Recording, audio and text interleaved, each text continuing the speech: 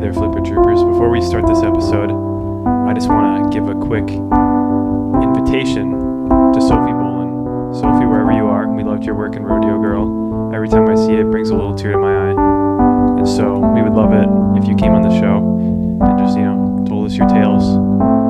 And we could all just have a silly goose time out here. So if you're watching this, Sophie, we're begging you, please come on the show. 1, 2, 3, 4. We kinda know it's a show where we kinda know. Come on, Kyle. We kinda know it's a show where we kinda know.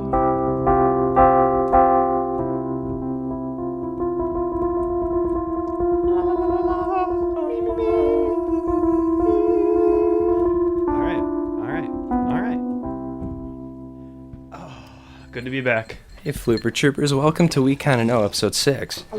We're here right now. Kyle, no. Are you okay? Small ice cube. Okay, he's good. You just have to wait. Sorry about that. It's technical difficulties. It'll be fine. Over.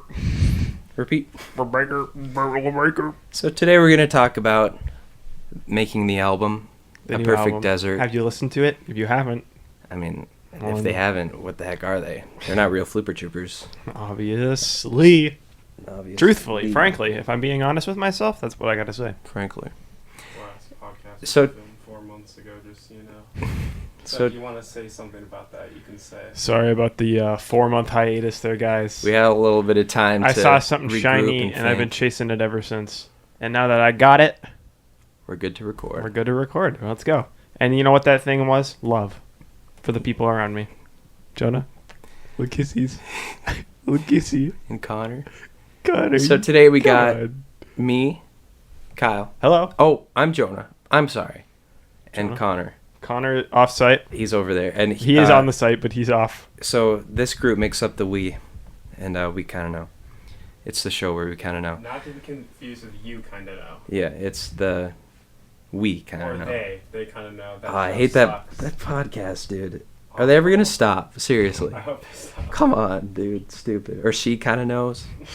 That's a dumb one, man. That dude kind of knows. It's so stupid. He's like, This guy kind of knows. Hey there, guys. I kind of know. So, all right, A Perfect Desert, right? It's a 14-track album that we made. It's on Spotify and SoundCloud. Oh, did I say that wrong? Oops. It's on Spotify and SoundCloud, YouTube, Google Play, Melon. Put it on Melon. It's on Melon. Is it Pandora? Is that on there? It's on Pandora. Somehow. That it says. But Is that on who Amazon knows? Music? Yep. It's on Amazon Prime Music. It's on Prime it's Music. no, it's not. It's on the Amazon website. Amazon You can buy it. Website. Yeah, so if you search The Rushers, A Perfect Desert, it might come up. If you search The Rushers, it definitely won't. Because Yeah. Amazon is biased against rushing, I guess.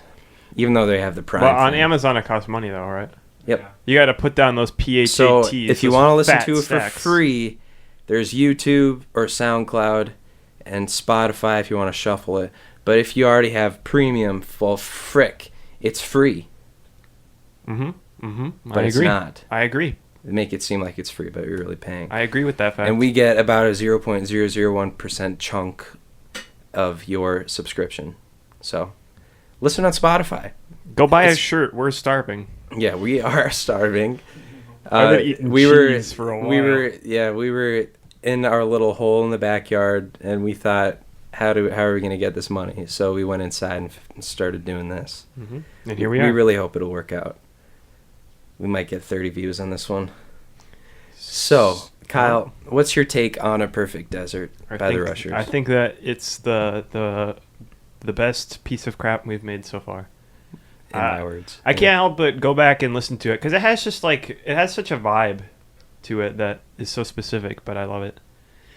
I found just like, I don't know, I would be driving or I'd be like mowing my lawn and listening to it, and it would just make me feel good. Yep. And also, it's just like, it's so refreshing to have something that you make that you can be proud of. Mm-hmm. And I think that everything that we really stepped it up this time. We spread our wings a little bit in lyrics and style, and just a lot of that. Kyle and I, co-wrote a couple of the songs on The Power Within, Fish in the Wind, Black and the Blue, but those fell victim to my awful songwriting style, which is come up with one melody, repeat it 4 times, then have a chorus, which is one line, repeating it 4 times, and then do that twice, and that's the song, right? And so I did that with Black and the Blue and Fish in the Wind, and anything else you helped out on.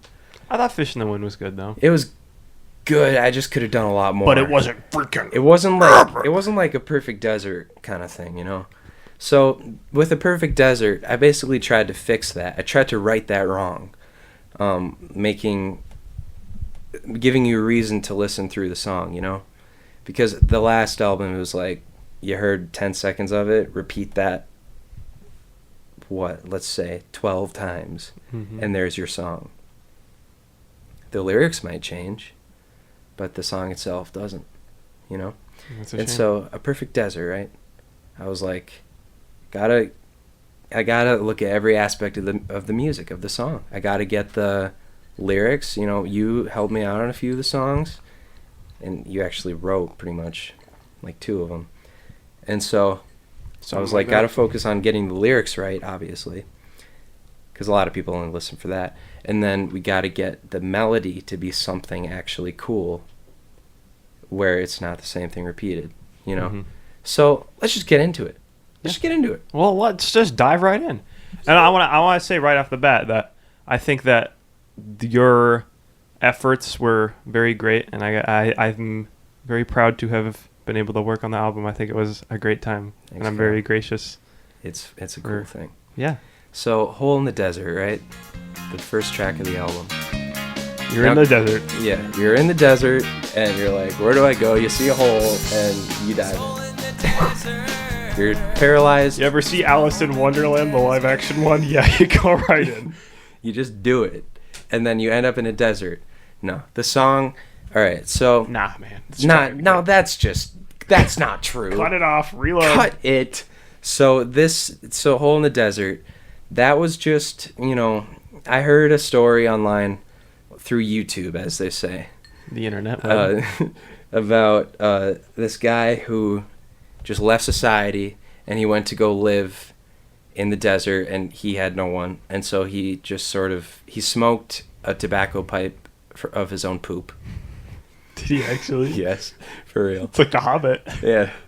And it just had a certain taste, I guess. Yeah. So he, he just did his own thing. And then I was like, that's a pretty cool story. And then they go on to say, and he lived in a hole in the desert. And I was like, ding-a-ding-a-ding-a-ding-a-ding. Now that's a song. It's a pretty interesting, catchy title. I mean, how many songs are about deserts? None. There have been no songs about deserts. Not even once. So I was like, yeah, okay. And so I came up with the verse, which was like, where I sleep, it's where I eat, it's where I always want to be. It's just me, there's nobody, there's nothing like being so free. There's no need for family when you live the life I lead. I'll never seek another way to see life and its practicality. Hoi, hoi, hoi, hoi. Hoi, hoi.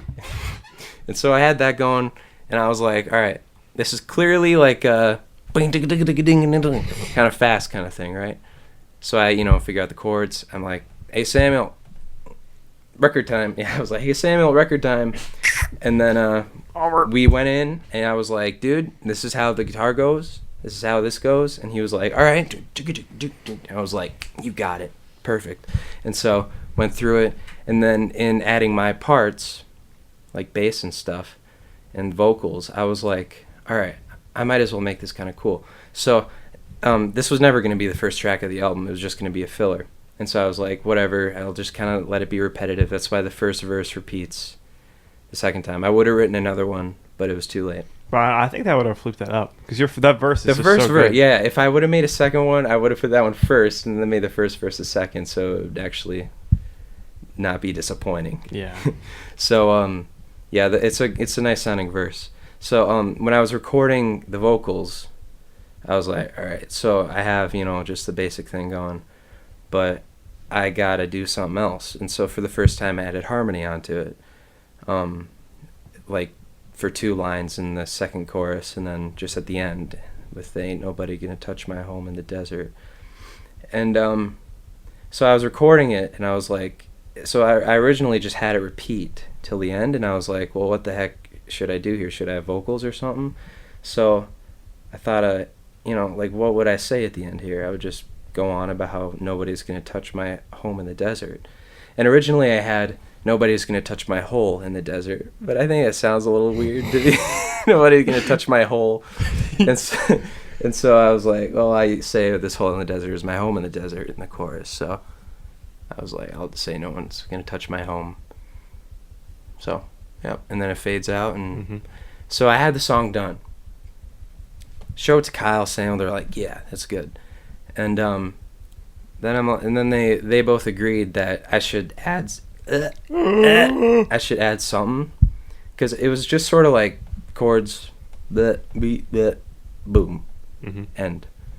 And so I was like, I should probably add something in between, like the verse and the chorus and whatnot. And so the first time it's just piano, and if you know anything about music, you will have already gotten this. But there's the piano thing the first time. Then the second time through, the piano part stays the same. The rhythm changes a little bit. But then a guitar is added on top to add a harmony to it. So it's piano and guitar playing harmony. And I put, like, obviously, a chorus effect and delay on the lead guitar to make it sound cooler. And so, yeah, just kind of threw it on, and it turned out all right. And then when we had it done, I was like, both Kyle and I agreed, it's like, let's make this the first track of the album. It's a bop. It'll make the kids shake. Yeah, it's true. People hear it, the first thing they do is like, I'm shaking. I know. Help me. But I didn't hear that stuff that you added till it came out. And then I heard it on Spotify the night of its release. I think it makes it better. Yeah. More interesting. And I thought, and it's kind of a catchy line. It's crazy. Too, so. And it's too bad about the Spotify Floop Up coming out of the gate. So, all right. So we uploaded the music, and we did it all correctly. But I had to change track numbers, because originally I had the Dada Dado song as track 2, and I was like, I shouldn't do that, because it's just weird. Push it to 9. To open, so I pushed it to 9. And so, but anyway, I had the layout, and I just didn't like it that much after I uploaded it, and so I just changed each track from like track 8 to track 2 or whatever, or track 9 to track 2, blah, blah, blah, all the way down, and like half of them I changed out.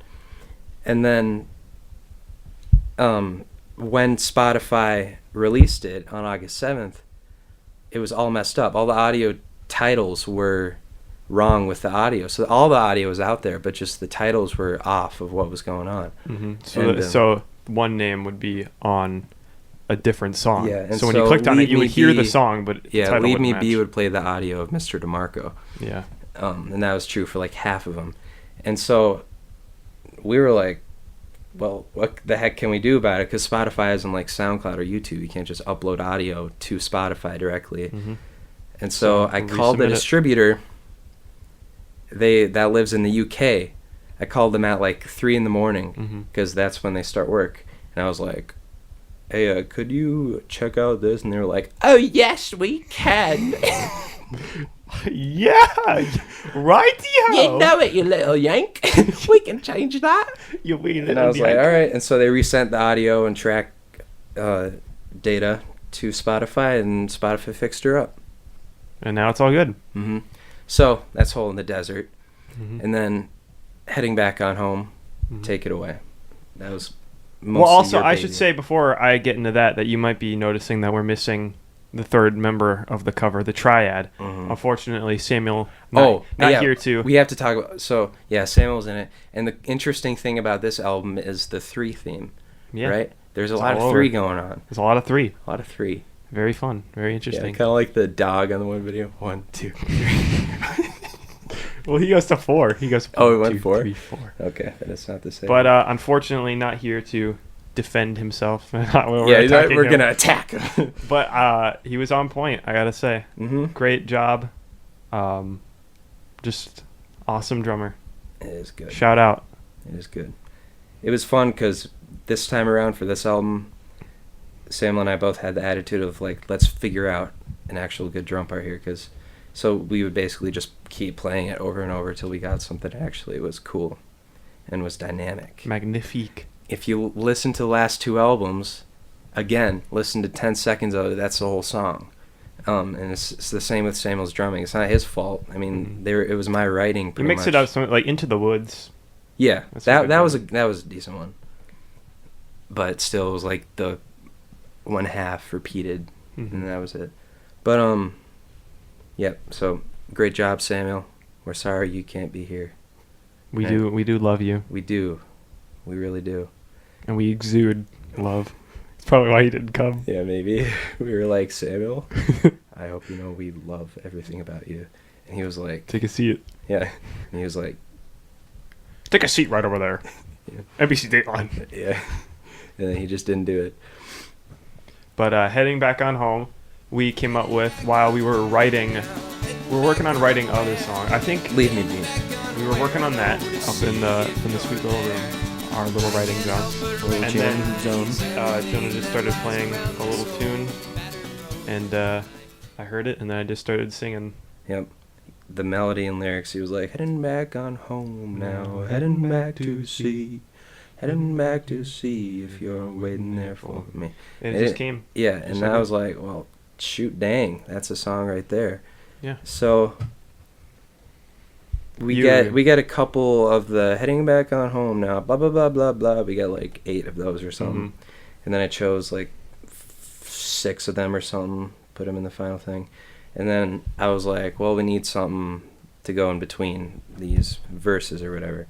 And so I just wrote the same way Kyle did, just like melody and lyrics at the same time, which is a really cool way to do it because it happens at the same time. So it's like involved in itself very nicely. And so I wrote like, I can't help but recognize and I like that melody too because it like goes everywhere too. But so I wrote that and then just like basically solidified the idea of just heading back on home. The whole song is about one thing. It's not a story or anything. It's just about. But it's also, it just feels like such a complete piece. It just, I think it came out so nicely, everything about it. And so in recording it, I was like, all right, I'm gonna do another solo one, just me on acoustic, where it's like ding ding ding ding ding ding. So the guitar would do the same thing as the vocals. But in recording it, I did it in a style that was tough to play, and so I couldn't really go 20 seconds without messing up. And so I was like, all right, I got enough of... and I didn't want to play it more simply. I think it only the one way I was doing it would do justice. And so I called up Samuel. I was like, all right, we got to record another song. And so he came on over, and I was like, this is how it goes. I think it'd be cool if we did like the chicka, because we don't have any of that on the album. And it's a very country sort of Johnny Cash style thing. And, we just went through it. And then in recording it, I just tried out a bunch of different keys. And the key that ended up being was the best one because it was just high enough to where the intensity in my voice matched the song style. I was like, hurting back on home. And then at the end I was like, and so... Yeah, and it all fits together with the lyrics and the melody and everything, and just a little like 2.5 minute long thing, but it's pretty cool. Yeah, pretty decent. I'm a fan. And so, like 3/4 of the way through making the album, well, I guess we should talk about what it was before. So about a year ago now, either Kyle or I said Fun on Earth, like because of something, and we were like, that's pretty funny, let's use that for, not funny, but like that's pretty cool, let's use that for an album title. And we had that going for like 8 months literally, until like a month before release. But I don't know, I didn't really like it that much for an album because it was sort of blindly optimistic, it was like bleh, just having fun. But I wanted more of like a more interestingly optimistic thing, like A Perfect Desert. And so Fun on Earth, we should definitely use that for a song later or something. But as a album title, I was like, I don't know. And so Kyle and I had a song written and everything, And so we were like, okay, all right. But then I was like, I don't know. And so I kicked out that song and wrote a song in its place. And by this point, I knew that it should be about a desert, kind of, because I wanted like 2 songs to be about a desert. Because if you overdo a concept, because by this point we knew it was going to be the album was going to be a desert thing, and if you overdo a concept, that can turn away the people who don't like the concept itself, you know?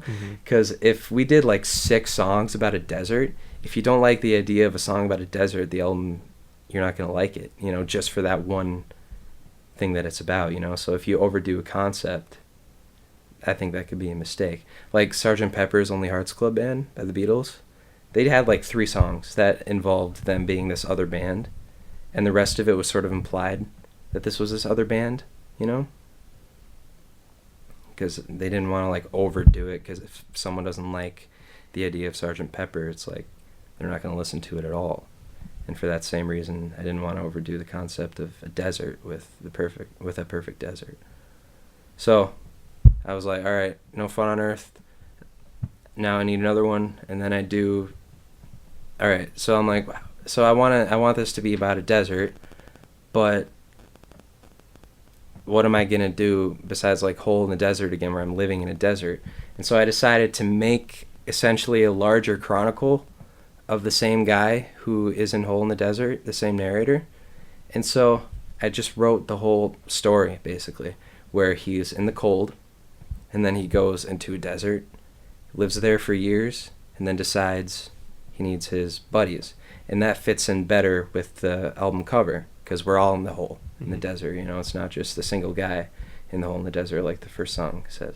So I thought that's good, because it makes the album cover make perfect sense, and a larger story would make it more interesting, and people that catch that would be like, caught it, got it. Reeling it in. Mm-hmm. Reeling in that concept album, baby. Here we go. And so that song, No One Knows, that's track 4? 3. So I had the idea, and then I wrote the melody separately, which is one of the first times I've done that. I just went on the piano, and I was like, okay. So I worked out like interesting chords going. And then I actually reused some ideas that we had for Fun on Earth musically, because we weren't going to put that on the album. So like but then it comes near, do. That's the chorus kind of idea that we had for Fun on Earth, like do.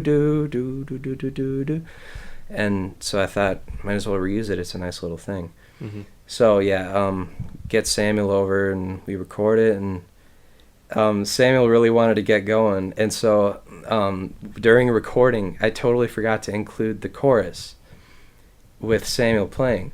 And so after recording, like, he left, and like an hour later I was listening to it, and I was like, shoot, dang, forgot the chorus. Where you'll shoot. Well, what do I do now? And we didn't record with the click track. I don't like to do that. So it wasn't like I could take like one chunk of his drumming and just like copy and paste it over into where the chorus would be, and then record my part over it. So I literally had to take one measure of him playing and like the pre-chorus or whatever, and repeat that like 8 or 9 times. And that's what his drumming is during the chorus. It's literally just him. It's like one measure of before being repeated 8 times. And it turned out fine, but it's why that part is so boring. It's just do choo poo choo. And so I put my part over it, and it actually turned out all right for both halves of the song. Mm-hmm. So yeah, got it all together, and then just added on another keyboard to accentuate little things here and there, and yeah, that was that song. I like it. Good It's lyrics. got the nice catchy like do do do do do do. Yeah. I think little lines like that make a song. I think your cool. lyrics were good. I think all the lines Yeah, flow very well. They do flow, yeah. So, 4 of them, track 4.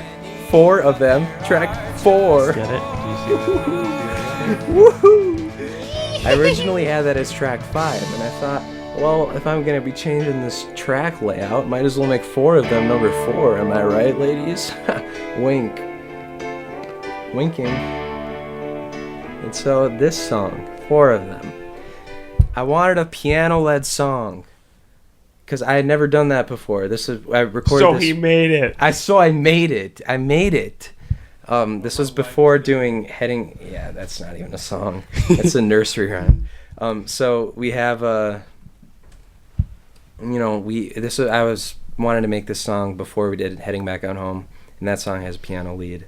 But before I was like, all right, I need a piano-led song, and when I was about 12, I had also written this one part, the part that goes like the main cool thing.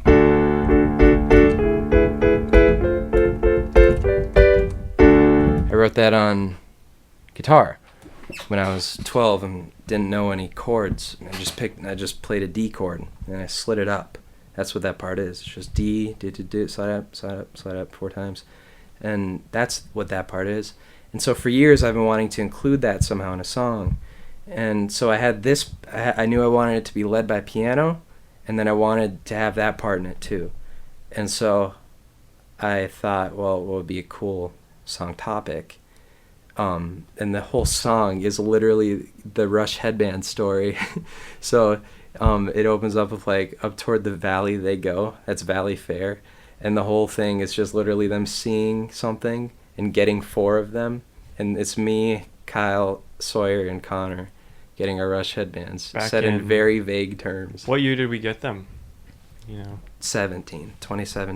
Back in the day. And let's cut this out. Shower time. Alright, I'll put this on.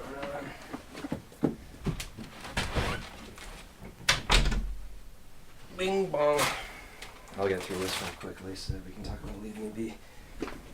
Yeah. So, put the 2 parts together, had the thing, and I was like, now I gotta write a piano part. I did. And then the song would be nothing without Samuel's boom, boom, boom, boom, boom, boom drums going. And I made the toms really bassy and cool and reverb filled. And I think the Samuel's drums like just put it from here to freaking here. No joke. This is 0. This is the song without his drums. This is the song with his drums. I'm not even kidding. So yeah. Why would you? I think it turned out pretty cool with how much it changes throughout and the feel and stuff, and the main line after the choruses, people like that. So it's a decently powerful song, but it means nothing.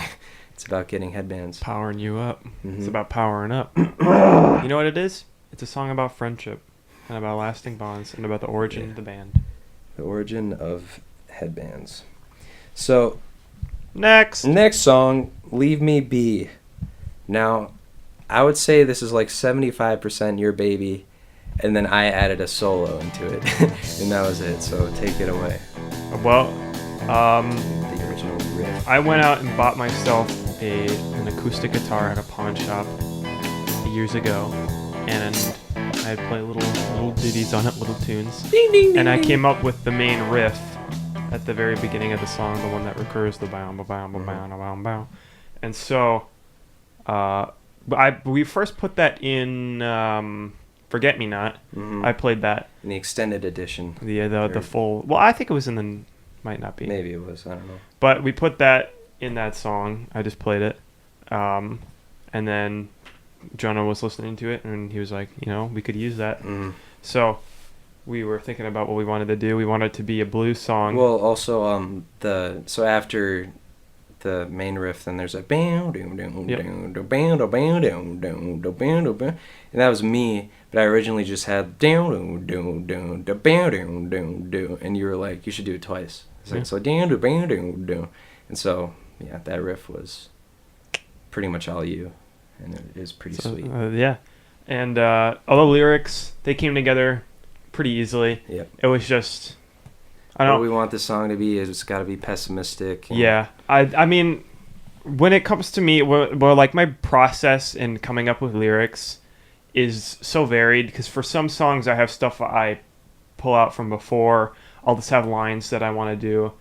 But for a lot of it, as long as I have an idea of where I need to go, then the words just come. Because Because here's the thing, though. You're really good at coming up with good sounding lines, right?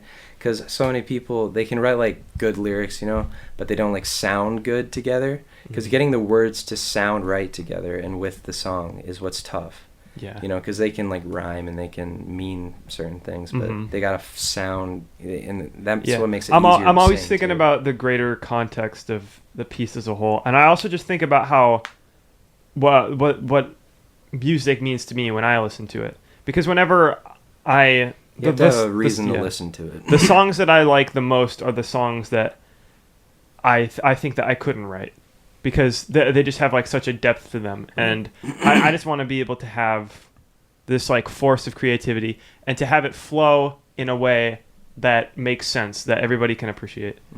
And sorry, I hope you'll forgive me one day. And it's just a great experience. It's something everyone should try. But for me, it just kind of, I don't know. I'm thinking a lot all the time, and so words just kind of come to me pretty easily. Because I would do stuff before, like when I was bored, I would just send people rhymes and stuff because I thought it was funny. And so Kyle and I were like, "What should we make this song about?" And it was pretty obvious that it should be a negative kind of thing. Yeah. And so, you know, just like coming home from work, someone walks up to him, and that was pretty much your idea. So I thought of "Leave Me Be," like "Leave me alone, leave me be," just that line pretty much, and you like sort of expanded on it with coming back from work. Yeah. And so, you know, we made the lyrics, wrote them out, and made sure the rhythms were right and whatnot, and then just put chords to it. And then just went on a guitar tear, ripping that sweet little whip. So I wrote those freaking chords to go with it, and then Samuel really liked the blues thing, and so we got a cool sounding track with his drums too. I like how he goes like to leave me alone right into the chorus. It's very powerful. And the thing is, everyone is a little negative sometimes, some more than others, and so I think accessing that emotion in that song and doing it well, because the riff very much exudes that negative energy. I'm mad. I'm negative again, Mom. Way to go, honey. Mom, I'm negative. Way to go, little buddy. And, you know, it just gives off the energy, and I think people like listening to that sometimes, you know? That's why people listen to emo music. But it's not that far. Not quite. So, yeah, it's a pretty good cool song. I like it. And so we got it written, recorded it, and then I was like, well, might as well throw a ripping solo in here, and got my blues, got the blues Fender amp, guitar amp, and then just like mic'd it. I literally mic'd it, and then I literally connected it to the audio interface. And frankly, mic'd it. And I frankly played it, and then it took like probably 80 takes or so to get a good sounding solo. Wanted it to be like perfect, wanted people to hear it and be like, oh, he can actually you hear that play. Song and it's like, ooh, coming in hot.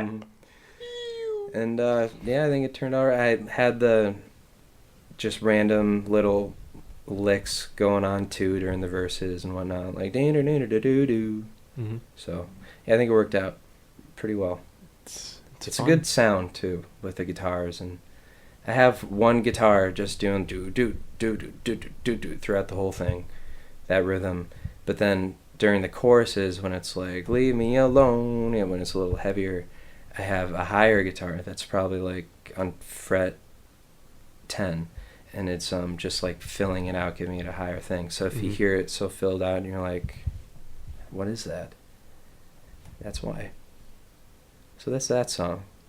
Next. Hey, hey, hello. I always think it sounds a little creepy, to be frank. Hey, hello. Let me say hello. Hello. Hello. Hello, neighbor. Hey, hello. Hello. So, I don't know if you remember this, Kyle. Or I don't even know if you were there, but we were recording the original We Kinda Know episode 2, that podcast, which was up in the porch. Yeah, I remember. When we tried doing the live stream and it didn't work. And before recording, I just play these two chords, and along with the one, hey, hey, hello, kind of as a joke. Yeah. But I realized, just lower it a couple octaves, and, it actually sounds kind of cool. Yeah, that's how Fish in the Wind was made. That was a joke. Yeah. And so we had that going, and then we had that main chorus idea, like, hey, hey, hello. The 4 descending notes, hey, was kind of hard, but, I got it. So I had that chorus, and then I wrote the post-chorus right after that, guitar in hand, just doing it. Not really like, what do I do? It just kind of happened, which always tends to sound a little more natural anyway. If you're not coming up with anything in the moment, you probably won't be able to come up with it over weeks, so I had the part, or I had the main chords that I wanted to play, and so I just worked out like, there's something happening here, because I didn't know what the song was going to be about. So I wrote that line, and then I realized that'd be cool. This would be a cool song to have, just like talking to a girl for the first time, or a man. And so, wrote Sup, the rest. bro. Sup, bro. Hey, hello. So I had that, That's funny. So I had the main, post-chorus thing and everything. And then I wrote the first verse in that style of Verse Never Repeats. But I had that first verse just to sort of establish what's going on, which basically said, I'm tired of being a little poopy head, and then I want to get out there. Like, get out there and meet a female. And so... Hello, how are you? Yep. And so I had the guitar part, and then I threw in a keyboard.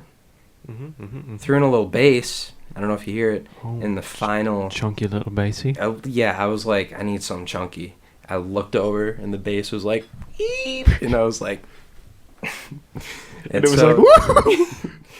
Got me. And so I threw in a little bass, and I think it makes it heavier subconsciously. I don't know if anyone really hears it, but they feel it without knowing it. So, yeah. That's that bass knowledge. Bass! So, a simple little song. I think it's pretty catchy, pretty cool. I remember when you first showed it to me, because you overhauled the lyrics completely. Mm-hmm. When you first showed it to me, I was just like, that's terrible. Because it was like, hello, there's a girl, or something. It was something. I remember exactly what it was, but I remember going. I think home I just like showed you like, the idea, and then when I had like some. But then lyrics. when it, because also I didn't hear that when it was done till it came out, and listening to it, I was just like, this is great. Yeah, it's way better. I love it. Yeah. So that's that song. Awesome job. Just used thanks, Kyle. Just used a Fender guitar, acoustic, my brother's, and yep. Next. Time to Go, pretty much a filler song. I think it's pretty catchy and cool. Threw in an organ and a harmonica, very fun. Had that chorus idea, and then I added on to it. Okay, next.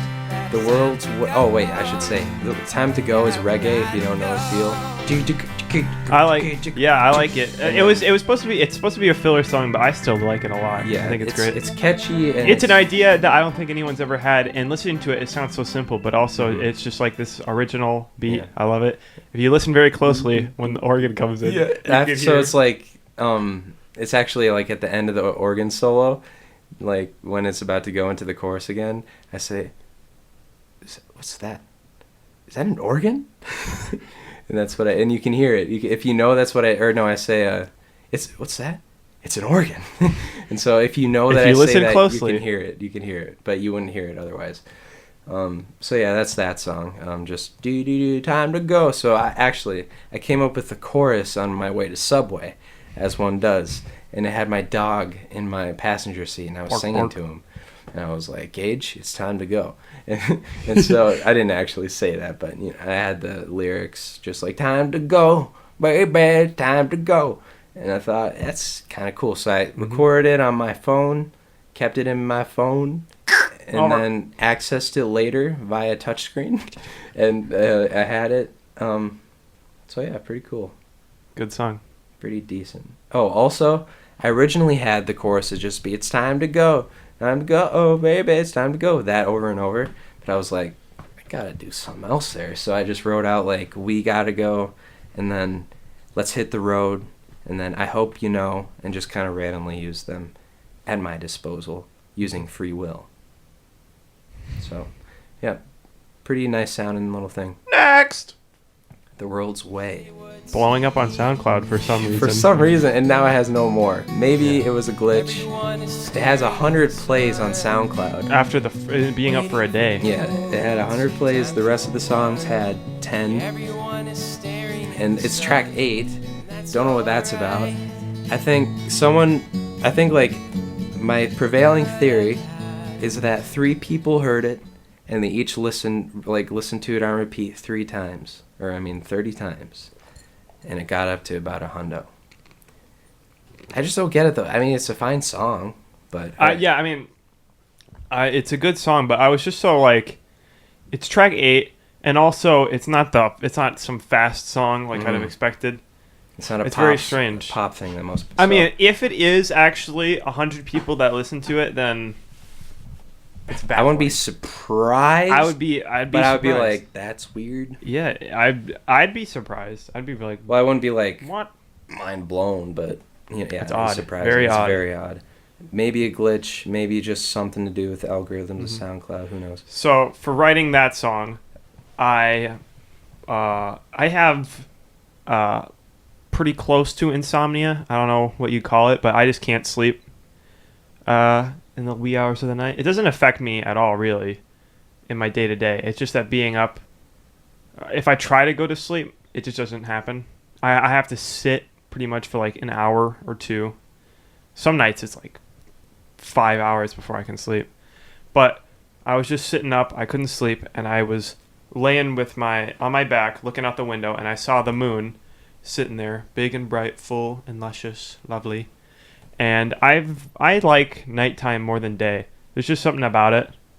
I just have good memories at night, and so I just like it more than daytime. And I also think I was thinking about how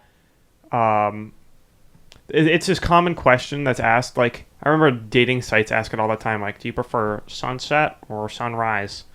But they never say, do you prefer the sun or the moon? And so. Yeah.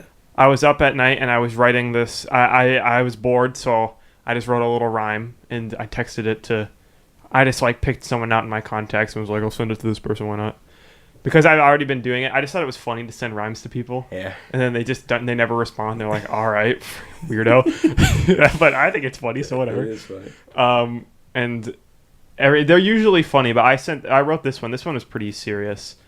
And. Do you remember who you sent it to? I do. I don't need to disclose it here. Okay. I don't want to call anyone out. It's not that big a deal, but yeah. So if they didn't consent to their name on the internet, then true. I'll leave it out. This is true. But I sent it, and then I was just like chilling out one day, living my life, thinking about that little rhyme I wrote, and I went back to it, and I plucked the verse. Everyone is staring at the sun, but I'm waiting for the moon. Seems I'm the only one. That wasn't the actual thing. I think I have it. I have it on my phone. I can go look at it. Or I put it in Minecraft on our world. I put it in our like little rhyme book. Yeah, you did. So I don't know. Maybe we could release that somewhere. I don't know that if people would want to see that, but the original rhyme poem that I wrote. But I wrote that. And I wanted to make it a song. And at first, it wasn't going to be called The World's Way. But as we were writing it, that just all kind of came together. Yeah. And I had that line. I had another line. So you had the really cool idea of like wanting to see the moon instead of the sun like everyone else does. And so, I was like, well, what's the basic idea of the song? And you were just like, just seeing beauty in things that most people don't. So we listed off a bunch of stuff. Mm-hmm. And then I had a line about... seeing your shadow in the night, because that's also not something you associate with nighttime, but if you go out in a full moon, you can see your shadow. And I remember going out on a late night walk, as I often do, and seeing my shadow, and I thought, well, that's interesting, because it was just like, I think that'd be a cool line. And we didn't put it in the song, but that was another line I came up for it that I thought was nice. And then for the writing of it, we came here late at night, and we were just sitting out by the piano writing stuff. And all the other lyrics, Jonah was just like, all right, what should we do now? And Well, I would just... What I would do is I would say, like, all right, now we need, like, a 8-syllable line, and it rhymes with A, or whatever. And then I would and just you say... be like, you just whip it up. Because we would be like, all right, so now this verse is about the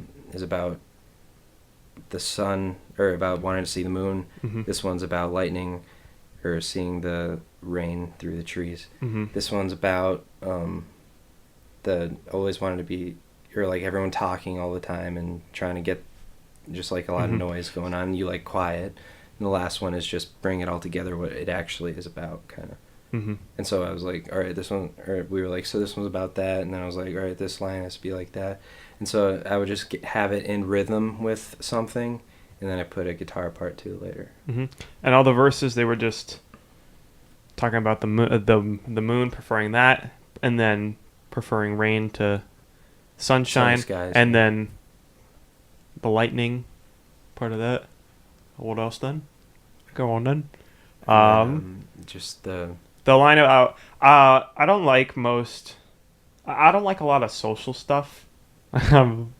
But the reason why I don't is just because I don't know, I missed a generation, because I'll be in a room and everybody will be on their phones, and it's fine, but there's just something about it where like I don't feel fully comfortable when I'm there. Like I don't feel like I'm absolutely myself, because I just feel like not everyone is present, and so I feel a little off. That's very true. A lot of the time, people, of course, and I think most people will agree with that. Yeah. I don't think that's like a surprise to people. It actually kind of makes sense, because if they feel uncomfortable in the room with everyone else on their phones, then they're going to go on their phones too. Yeah. Or at least most people would. Yeah, they would. Because there's someone else that they'll rather talk to in the moment, or something else they'd rather be looking Symptom at. of the times. Yeah. And so, that's a nice title. Symptom of the times. It's pretty sexy. Ooh. Oh. So that just came to be, and then the last line. Well, I really love the third verse, which is like everybody's got something to say, but they're never quiet long enough to hear each other anyway. Yeah. Everyone's just talking to each other. Where like, I don't know. I want to be able to hear people, and really, I think that everybody has such an amazing perspective, and I just wish that people could express themselves a little bit more. Yeah, because everyone really does have something to say, you know. It's just like whether or not they feel like they should say it. And then it's always like the groups that they're in just kind of alienate each other. Yeah. It's too bad. And so, but you know, what do I know? I'm a little idiot. It's a good perspective. Just humble. We are all fools, doing our best. Mm-hmm. So, I'm just another fish in the wind.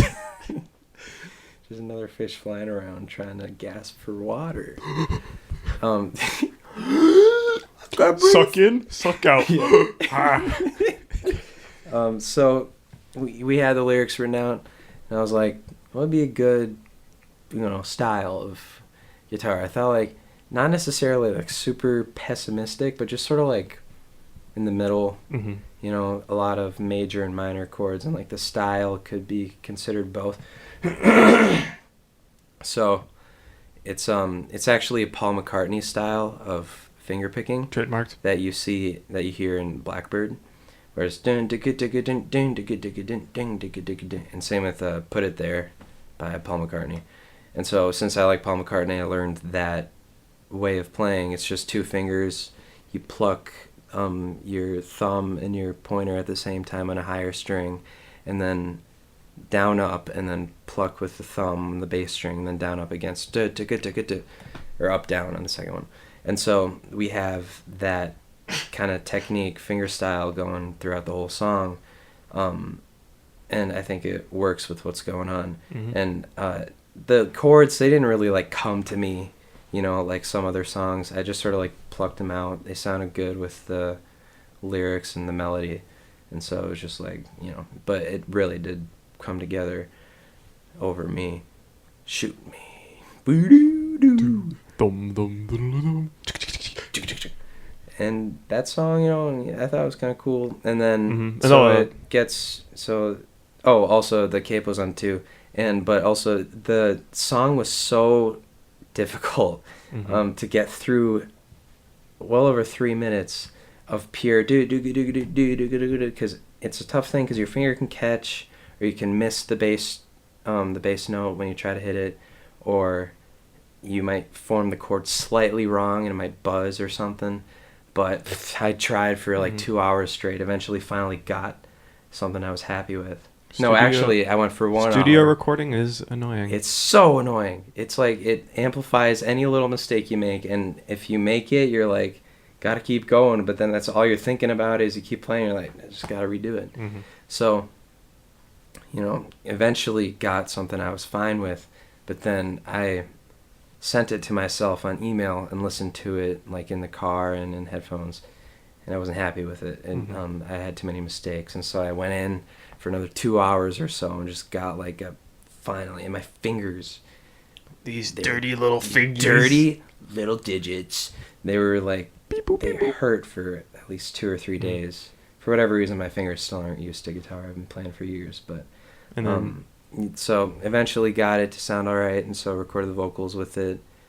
And something I like is a little keyboard twiddly-dee thing that I threw in after the... Oh, yeah, I know what you're talking about. I like that. After the second verse, where there's a guitar like doom, doom, doom, doom, doom, do do do do do do do do do do, and then the keyboard. And at the very end, when the song ends completely, you can hear that little vibrato. In the background. It's very nice. And so, and the last verse. Should we talk about that? It's just looking for new games to play. That was about just like trends in general, and about people being really focused on like the next news disaster or whatever. And we stay away, but we're still okay. Yeah, just kind of not getting sucked in. And it all came together, and then I like held just a note for a little bit, and then I originally had just a guitar part, like slower, as you hear, like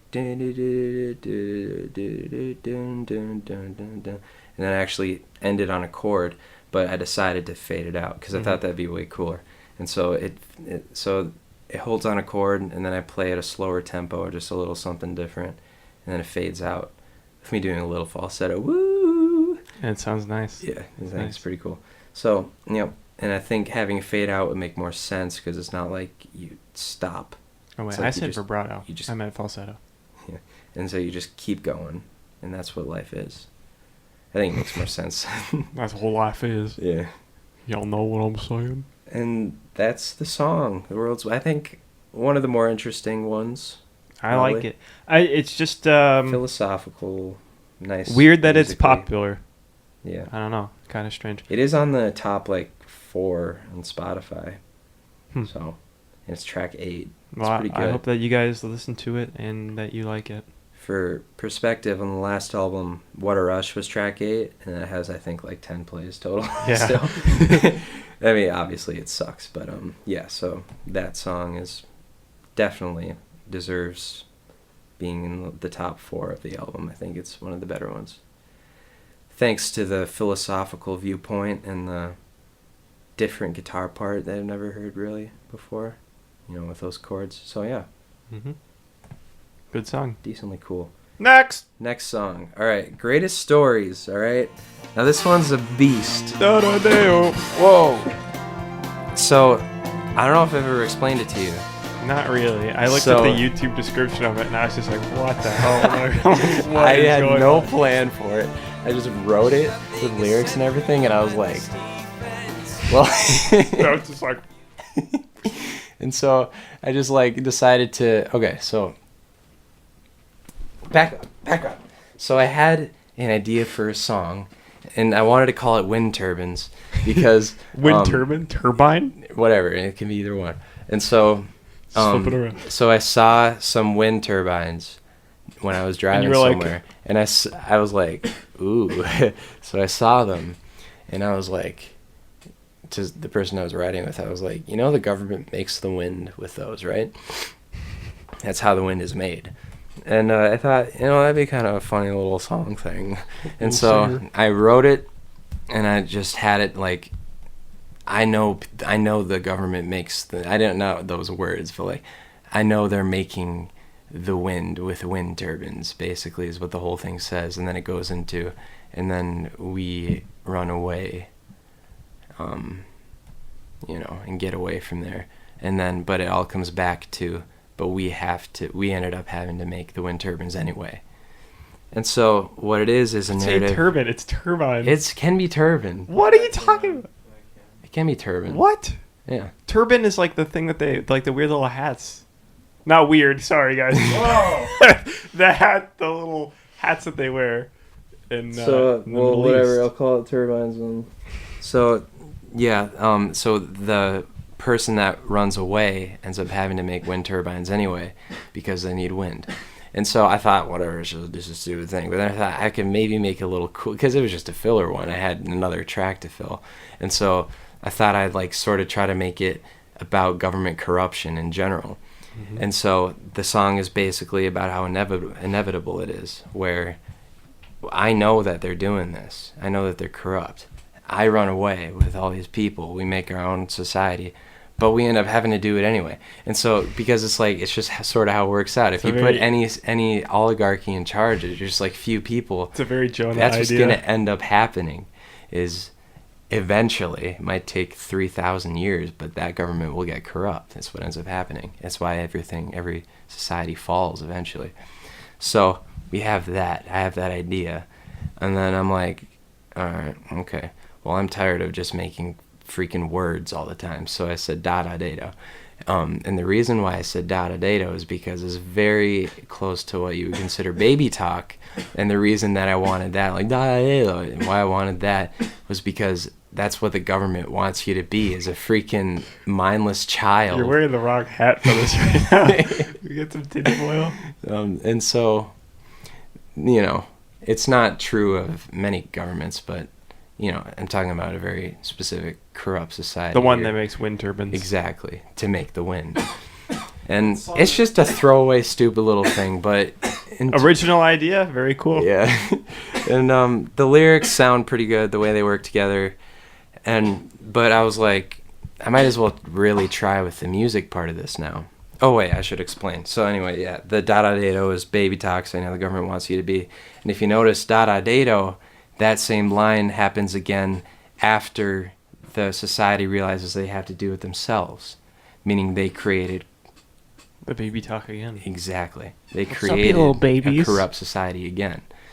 And so it comes full circle, and you understand. Mm-hmm. So I was like, might as well make this really cool musically. So played a little demo with drums on the keyboard, and thought I'd just have the drums be a basic sort of beat, and then I played an interesting bass line, and then just like throwing keyboard on top of it. And it actually, musically, I would almost call it jazzy, but it's almost like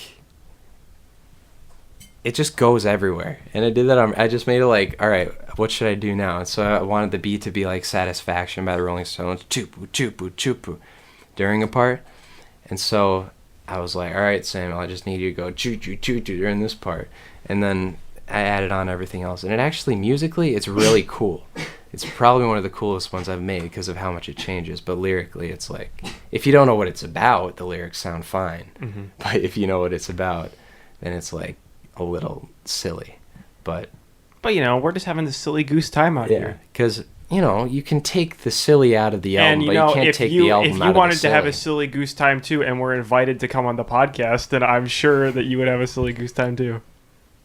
And I called it Greatest Stories because, I don't know, it sounded fine. It was just a whatever song. I think it was fun to make, though. A ton of fun. LOL. Raffle. And also that main synth line that happens later, I had written for a couple months, and I was like, I'll throw it in here. Yes, sir. Yuppers. I mean, I think it's one of the coolest musically, but, you know, opinion is opinion. Next! So, Rain in the Sun, instrumental. All along I wanted it to be an instrumental for sure.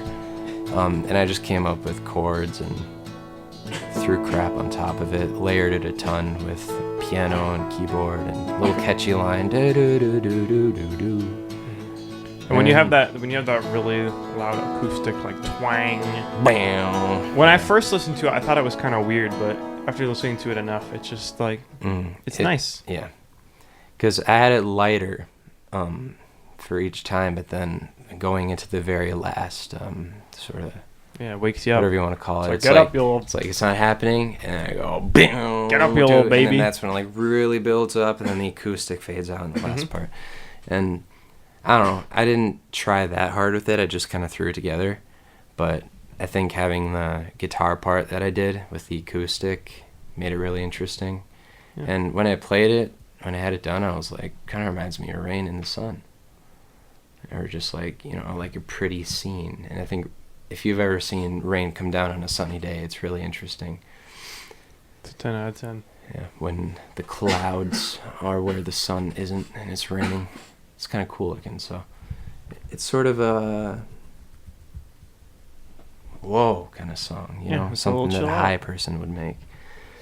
So, yeah, that's how that song came together. Next! Okay, pick it up. That was so much fun. We had the boys together. We were bashing and crashing, smishing and smashing. We were whacking. We were going crazy. We were going nuts, butts, coconuts. We were bashing around. We were shaking. Somebody started choking, and we started poking. We were like, get up, Dan. Don't fall on the floor. And he said, no more. He stood up, and he said, this can't be the way. And so we said, all right, the song. It's okay. There you go, Dan. It's an okay song. We had Kyle, me, Sawyer, Braden, kinda, Connor, and Gabe, and turned on the mics and just like recorded like 45 minutes of audio. Yeah. I cut it that night. This, by the way, we recorded the song the day before we had to have it uploaded to Root Note or to Spotify, and so good tune. Yeah, great tune. It's the mom part is so good though. Actually, I love you, Mom. I looked when I woke up, and my mom was gone. And people actually kind of like that part. On the flight. Yeah. I won't be home tonight. So we had all that going with that part. You, Mom. But then wherever you are. Yeah. But then I love how Sawyer's recorder just went perfectly. And I remember he was playing that like do do do do do do, and I was like to signal to end, and I just hit the right chord, and it was like a satisfying way to end that part. So that was kind of fun. And then I got an electric drum set on the keyboard and then played the doom boom boom boom boom, and you rapped over it and got a cool little down that beat. Cool and then part. If you listen at the end of that, after I sing the thing and it goes do do do, you can hear me go whacked. Yeah. No, Dad, please, no. Ah. Do do do do whacked. It's funny. Good bit. It's a we brought the Floop choir. Yep. At the very end, we have to make that a real thing, though. Yeah. For years we've been wanting to put like holy flute, holy flute, holy flute. We just wanted to make an angelic choir song, but all they say is flute. And just put that in a video or something. But I thought, we're all here right now. Let's just do it. But we're not gonna use that final thing. No, we're recording. When we make the real thing, maximum effort. So in like 20 years, when that comes out, So pretty funny song. We do it every album. It'll definitely disrupt your listening experience, but if you have a good sense of humor, it'll be funny. Well, so, we would, take it seriously, but it's tradition now. Yeah. Every single time, it's the exact same length. 5 minutes, 7 seconds. And then it ends with the high G keyboard. The first one was called Now and Again. Forget Me Not, Pick It Up. I think I'll make a playlist of the 3 and put it on our Spotify. That'd be nice. So, yeah, that's that song. Kyle, another 3-word title, too. I was like, Kyle, we need a 3-word title. He was like, pick it up. And I was like, okay, write it down. Here we go. So, yeah. Next. Mr. DeMarco. This song. Love it. I kind of like it. It's pretty cool. So I had that main acoustic guitar lick or part or tune, whatever you want to call it. The do bo bo bo. I had that for a couple months, and I was like, gotta make a song out of this. I mean, dude, come on, that is sweet. It's rock me, angelic. Come on, bro. So I had it, and I was like, I've always liked songs that talk to one specifically named person, and it goes on about that person. And so I should have the song about we all do stuff for Mr. Bleh. Mm-hmm. I was like, I need a name. And I got a name, DeMarco. And I was like, I cocked my head, and I was like, DeMarco. Snap my little neck. I was like, DeMarco. And, ow. DeMarco? I hardly know her. So, and I like it because it ends in O. It can sound pretty cool, and you can hold that note for a while. Mr. DeMarco. So I had the part and the idea of the song, and so I just had to get lyrics, and I was like, first we got to establish that he's a good guy, and so Mr. DeMarco, revered, beloved, and true, repeat that, but then the second one we changed the second time. So had that going, and then the chorus, or whatever you want to call it, that was kind of fun, because should we wash the car? It was kind of hard for me to sing. It's pretty fast, but I ended up getting it. It was like, should we wash the car? Should we wash the dishes? Is it time to feed the fish? Is there anything to do? Now, when people first hear that, for a second they'll be like, fishes? Is this guy a retard? Don't say that word. They'll be like, is that guy dumb? Fishes. But then they're like, fish, is there anything to do? Oh, I see. Unless they never catch that, and they're just like, fool. So, yeah, I think that was kind of fun. I wouldn't even call it wordplay, but just like a little fun little thing to do that English allows you to do. And the solo, recorded with Dalton Underland's Blue Vox amp, about this big. He was on the podcast before. Mm-hmm. Episode 5. So I was like, Dalton, come here. I got in a little huddle with him. I was like, Dalton, I need to borrow an amp. And I was shaking him, and he was like, and so I got his, he let me borrow his Vox Blue little mini deal. What a guy. And then I used it. Champion. Oh, fun fact, I also tried to use that on Hole in the Desert to play the main part, but it sounded crappy. So I used a pedal board, and I achieved that. But anyway, Mr. Marco. Thank you, Dalton. I took that amp, I set it down, and I mic'd it. And then I played the solo in that order. And it took a few takes, but I got a decent sounding thing. I don't think the lead guitar sounds that good. It's a weird sounding amp when you mic it, but it turned out fine. Got a cool little solo. It's not too loud or aggressive or weird. I think it fits in the song. And, the solo just happens like 10 seconds before the end, and then it just ended with Mr. DeMarco. And then Samuel and I were like, we should get something cool going here with the rhythm. So a lot of the time we have something like so yeah, and Samuel was like, I want to have this song not just be like every other song I've ever heard. So he just worked out like and I think it works perfectly for the thing, because the only other alternative really that we could have done was just like basic beat, but we didn't want to do that. That's done in every song ever. So we changed it up, and have a little keyboard going through it, and the bass is pretty cool. I like it. Yeah, that's how that song went. Good song. Mr. DeMarco. Next. I'll catch a break. This is an interesting one. This one is the interesting one. The other ones. Those were like. This when I hear those, I go this is an interesting one here. So I'll catch a break. All right. So I'm doing this, just chilling out, and then I'm like, ooh. So I get a capo, and then I put it on the guitar, but then I work out this cool little thing, or chord progression, where I hold it would be B flat, but I play it as if it's a G with the capo. And that's held throughout the entire song. So there's this higher note at B flat that's played throughout the entire thing. And it never lets up. So that's pretty cool in and of itself. But also it's in the key of, it would be F sharp, I think. But, I played it like it was C.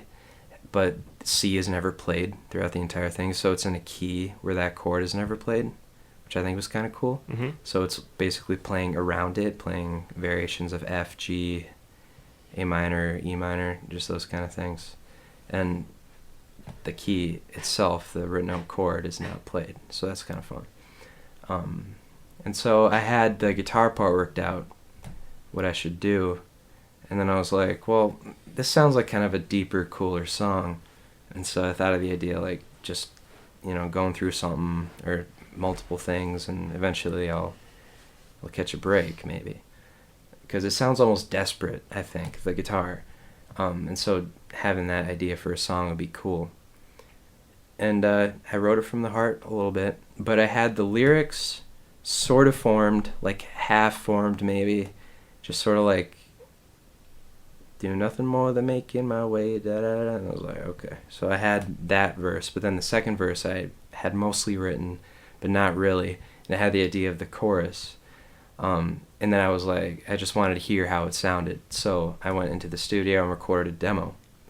But as I was listening to the recorded demo, I realized that this was actually a really nice sounding thing, a really nice sounding take, and the way I sang it was really nice. And so this is the only song that was actually performed all the way through, because normally I'll like kind of do it bitty, like bit by bit, like record vocals, multiple takes of vocals, take the good chunks of each of those takes. Maybe like a full verse will be from take 1, the chorus will be from take 8 or something. I do 10 takes.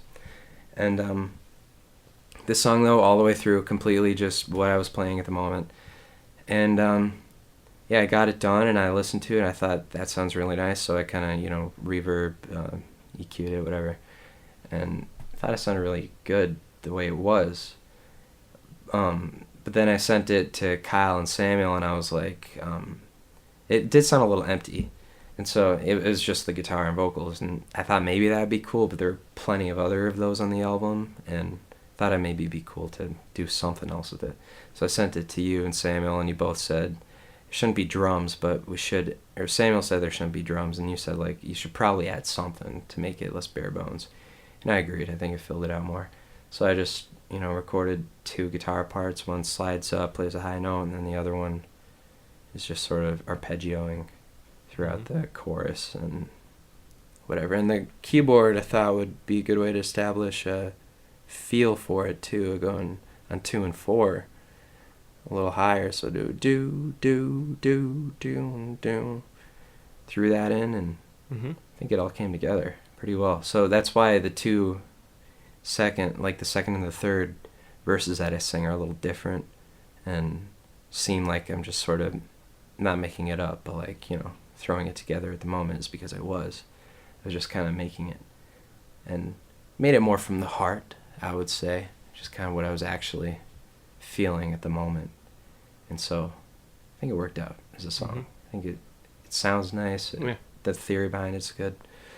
So that's that song. Next. All right. Final song. Here it is. People think it's really good. I like it a lot. Spend the night. So I came up with the chorus when I was at work. I wrote it on a piece of receipt paper and brought it home.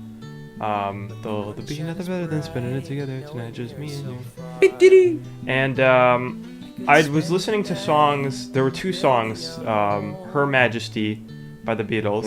It's immediately what I thought of. 26 seconds long. And Lazing on a Sunday Afternoon by Queen, 1 minute, 4 seconds long. And I love that idea of making a really short song. And I wanted it to have like this explosive end to it.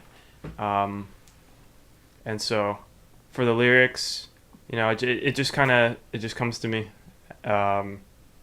Yeah, and that's one of those where the lyrics just did come to you, and that's why it sounds the most natural. And the way the lyrics sound is just good. Yeah. You know, and that's a tough thing to achieve unorganically, but when it just comes to you is when it sounds the best, for sure. But yeah, just like, well, for writing anything, like you were saying, coming from the heart, I think that it's kind of difficult to go back into stuff after a while, because if you have a song idea, you want to work on it right away, because that's where you are emotionally at that time. So if you have a profound idea, you want to write it very quickly, because by the time that you come back to it, if you wait like months and then you come back to what you have before, You'll be like, if it's something that at the time to you was meaningful, and then you go back to it, then you already have a different perspective, and so it becomes very difficult to write. Coherent. Mm-hmm. So I wrote it all at once, and I had the idea of it coming in slowly, just talking about different things that they could be doing, and then. So Kyle came to me. He was like, it should be slow in the first half, and then faster in the second half. With it, there be nothing better than spending it together, and I just mean you. So, he was like, so we should list off stuff that he could be doing in the first half, but then just say there'd be nothing better. Or she, or it, or be. If you're a little ghoul, or they.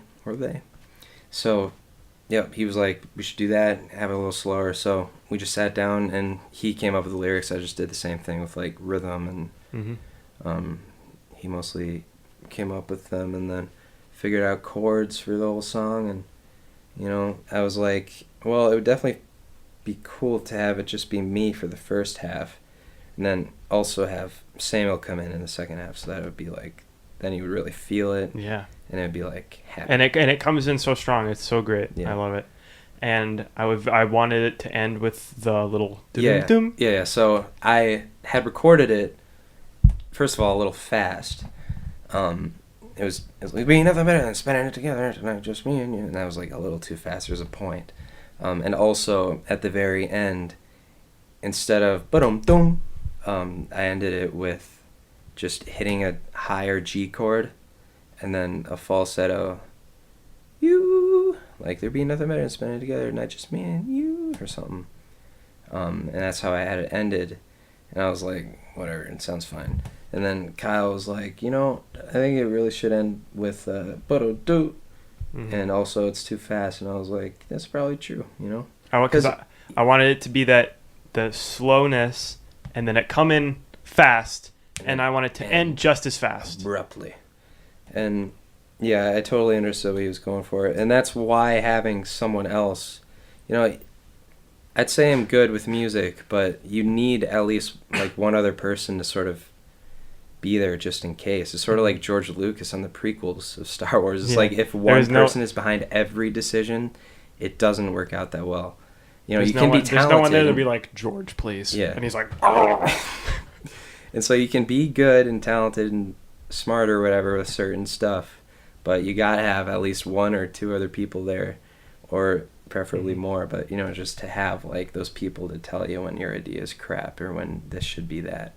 And you're like, yeah, it should end like that, and I was like, that's probably true. So just I actually edited Samuel's drums at the end to end and re-recorded the acoustic, also slowing down Samuel's part, and so I could play it slower and sing it slower. And so I changed the ending, and then in the acoustic guitar part play do-do-do, and then I was also like, that's not a very cool ending, just with the acoustic do-do-do.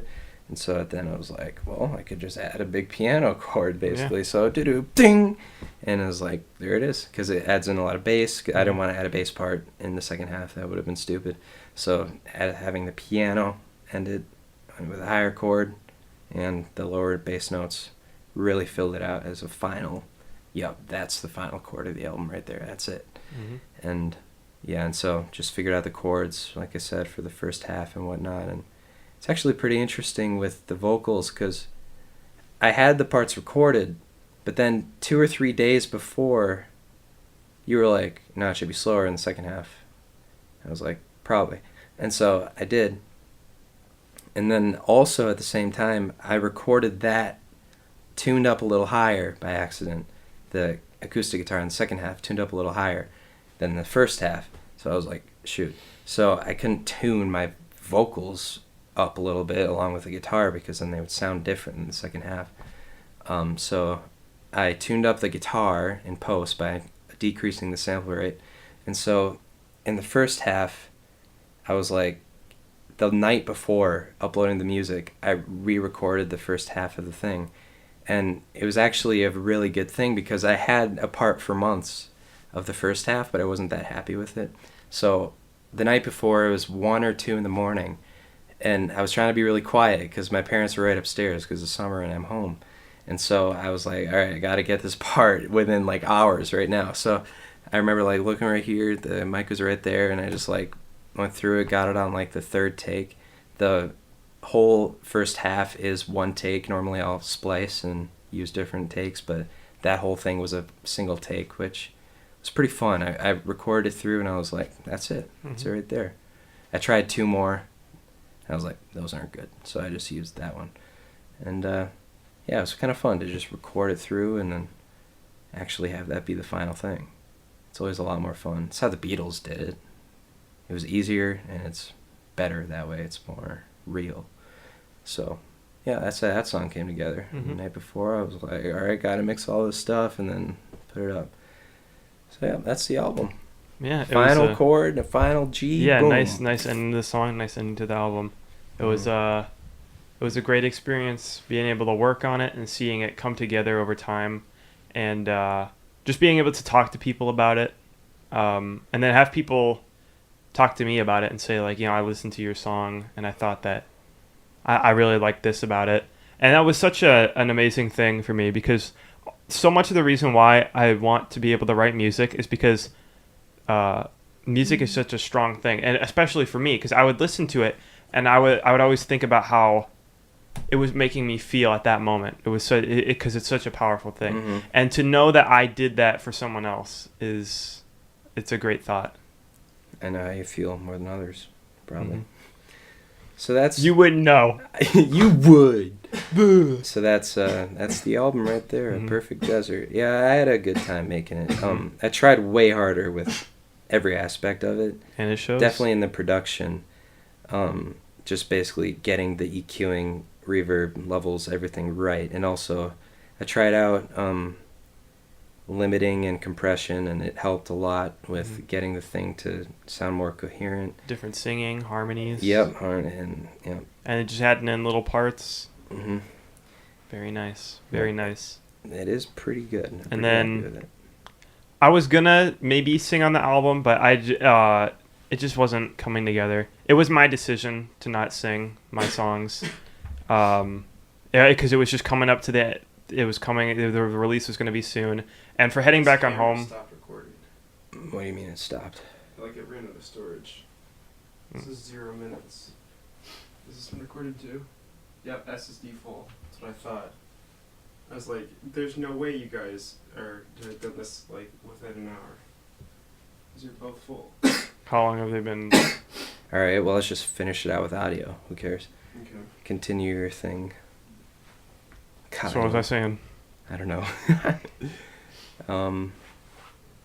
Oh, how about you recording vocals? Yeah, I was gonna record vocals, but I don't know. It just wasn't coming together. It was my decision to not do it. So maybe next time. But it was still a great opportunity. I'm very gracious. I'm very thankful that I was able to put my music out there and be able to make it with friends and have great support for it. So the best part is having people being like, that was actually good. Because you can tell. I've had lots of practice of being able to tell when people are like, yeah, I liked it. And not actually, like the power then. Yeah. You can tell, people are like, yeah, It's okay. Well, But this one, they're like, dang, yeah, that was actually, that was good. Which is really cool. And I notice a lot of the time people will use the word actually. It was actually good. I'm like, what do you know? Is that a Way to go, you compliment or little is idiot. And so yeah, people like it. I think it's certainly refreshing to compared to all this pop music that's going on. It's all a this different dang thing. pop. All this brand new spanking little This fools heckin'- singing into the this things, heckin' and these pop. producers being like this, and they're like, Listen up. eep eep, and then they put it out, and people are like, I'll give you $1 million. Here's all my money. Here, take my kidney. Gosh. Yucca. But yeah, it was it's a pretty cool thing. I'm pretty proud of it. I guess that's the end of the podcast, huh? Yeah. Can't really. We're pretty. It's probably probably the longest podcast we've made. How long was that, Connor? It's going. I have no idea. If I check the camera, well, the SSD is full. We have over 100. 100 hours, or no? 100 hours. We did 100 hours. I can't believe it. Yeah, it was a long one. All right, so hold on. Let's just keep talking. Ouch. Probably the longest podcast we've ever made. Sorry that we didn't get any like really funny little stories. Next time, this was really just to promote the album, to talk about it, and to for the people who are interested in it. So next episode, whenever in like 5 years or something like that. Yeah. We'll have some goofs and gaffs. We'll talk about the film we're making coming out sometime in the future. No, the project we're working on. The project we're working on. We got me as a FBI director, high man, and the high dude, the stoner, and the the boss of the main character. Oh yeah. And I also play. You reprise your role as Gulp from Beast Blasters, making a return appearance. Beast Blasters, you haven't seen that. One of our most popular episodes. Great to film. Such a fun time. Our most popular episode of Beast Blasters. So good. Most popular episode of Beast Blasters, episode 1. And Kyle, what do you play? Who do you play? In the movie, I play a lot. I played 2 customers. I play the FBI director. I play the mayor. Is that it? Can't remember. Jenny. I play Jenny. Yeah. Blank. Looking for Michael. Yeah. Where the frick is Michael? Is that it though? I think so. It. And our friend Gabe plays the main character, and Connor plays the guy who gets stolen from. Yeah, he gets mugged, robbed twice. Yep. Same character. Too All bad right. for him. So be on the lookout for that film. Also, we wrapped production, so now we just have to edit it. We have to edit it. We have to score it and edit it. It'll take months. Oh yeah. So it'll be out in a little while. It'll be out this Christmas. Yeah. Same time as Star Wars, it'll be a really big competition for it. It's gonna. How long do you think it'll be? Like an hour and a half long, it's gonna maybe be 2. At least 3 hours. We did not expect it to be as long as it was. So, but if you somehow manage to watch it, if you get the will to watch it, we then, will also be selling DVDs and Blu-rays. Yes, we will, and we will sign them. Yes, every single one of them that we sell. All right, outro time. Outro. Here, shout out or ask Sophie Bolin again. All right. Yo, Sophie Bolin, I know that you've really been looking into the hijinks of this channel now. You've investigated, and now you're thinking about it. Should I come on this show? Should I fly out or ride your horse out to this place out in the middle of nowhere in rural Minnesota?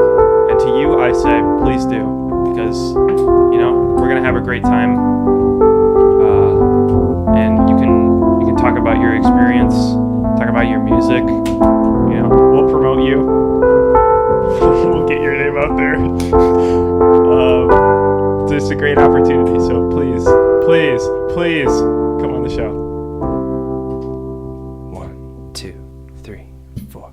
We kinda know it's a show where we kinda know.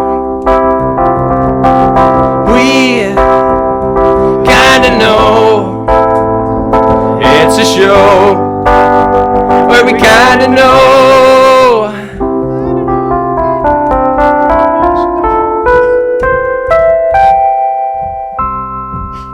Thanks for watching. See you later, Flooper Troopers.